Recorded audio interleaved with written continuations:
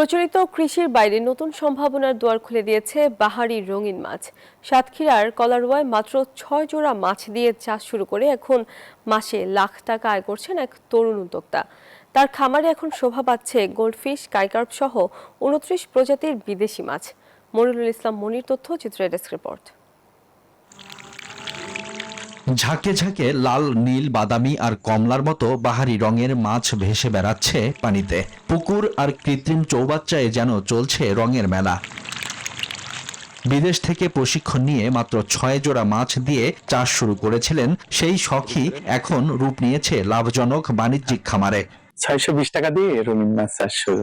প্রতি সপ্তাহে সর্বোচ্চ বার বিকাশ পেমেন্টে 50 জন হবেন পেমেন্ট চ্যাম্পিয়ন। জিতে নিন টিভি সহ আকর্ষণীয় সব প্রাইজ। এই ৬২০ টাকা থেকে আজকে বাড়ি গাড়ি সবই করা সম্ভব হয়েছে। বিভিন্ন জেলা থেকে আমাদের এখানে মাছ নিতে আসে অথবা আমরা পৌঁছায় দিই। আর আমাদের মাছের পিসটা শুরু হয় ১৫ টাকা থেকে শুরু করে ১৫০ টাকা ২০০ টাকা পর্যন্ত সাধারণত পিস থাকে এখানে।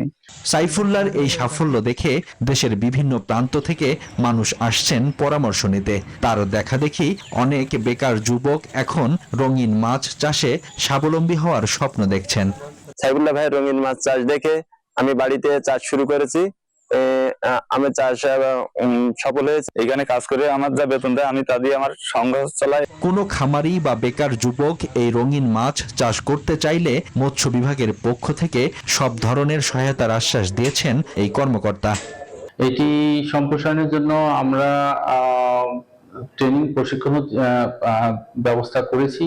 ইয়াং জেনারেশন আছেন যারা তাদের কর্মসংস্থানের প্রয়োজন, তারা এটাকে একটি পেশা হিসেবে নিতে পারেন। সংশ্লিষ্টরা মনে করছেন প্রচলিত মৎস্য খাতের পাশাপাশি বিদেশি রঙিন মাছ চাষ দেশের অর্থনীতিতে নতুন এক দুয়ার খুলে দিয়েছে। Desk report, news 24।